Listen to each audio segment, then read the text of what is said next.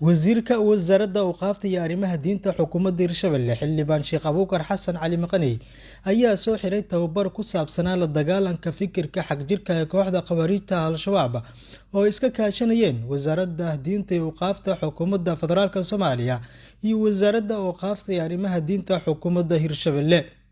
tababarkan ayaa waxa uu socday muddo 5 cisho ah iyadoona ay ka faa'iideysteen xubno ka kala socday culimada Soomaaliyeed ee ku nool magaalada Jowhar ee caasimadda maamulka Hirshabelle.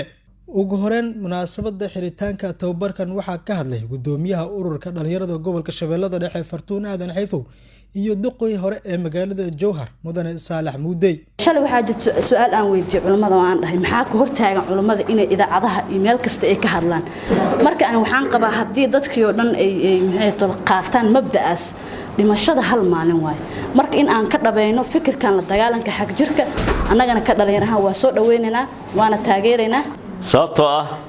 haddii aad tababar qaadato sheekhi wax ku siiyay ama macallinkii wax ku siiyay uu ka tagay fariin ayuu ku reebay fariintii ayaa wax u baahan tahay markii gudbin. agaasimaha guud ee wasaaradda awqaafta iyo arrimaha diinta xukuumadda Hirshabelle Axmed Cabdullaahi Bashiir iyo Professor Ibrahim Sheekh oo ka socday wasaaradda awqaafta iyo arrimaha diinta xukuumadda federaalka Soomaaliya waxa ay tababar qaatayaasha ay kula dardaarmeen in ay u gudbiyaan bulshada inteeda kale waxyaabihii ay barteen gaar ahaan culimadiina aan tababarnay awood fara badan baa idinku keedaysan wadanka dhama xoreyn kartiin aad aqoontiin fikirkiina aad ku xoreyn kartiin marka waxaan leeyahay is ogolaada is aamina oo tawfiiqa barnaamijkan marka aad ka faa'iideysateen ama aan idin keenay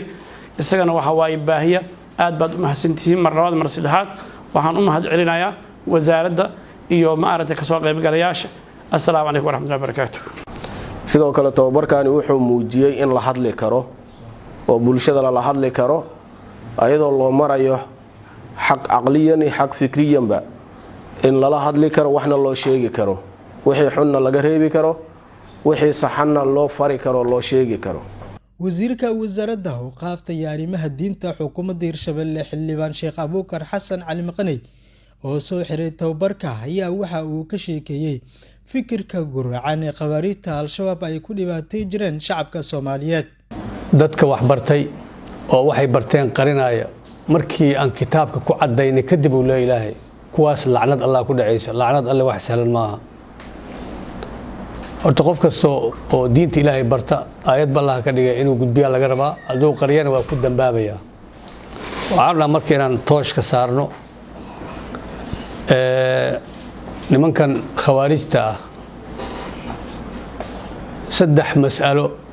ayay shacabkii Soomaaliyeed ku baabi'iyeen saddexaas mas'alo hadaan focuska la saarin oo culimada aysan ku baraarugsanaanin dadkana ugu digina dibkooda ma dhamaanayo. masaa'isha saddexda waxay tahay waxay leeyihiin dawladda waa ridda wala jihaadayna dawladda ridda way Soomaaliya ka talisa wala jihaadayna waxay leeyihiin dadka u shaqeeya oo dhan ama wasiir ha noqdo ama shaqaale ha noqdo ama xataa biitooni Allah ka dhiga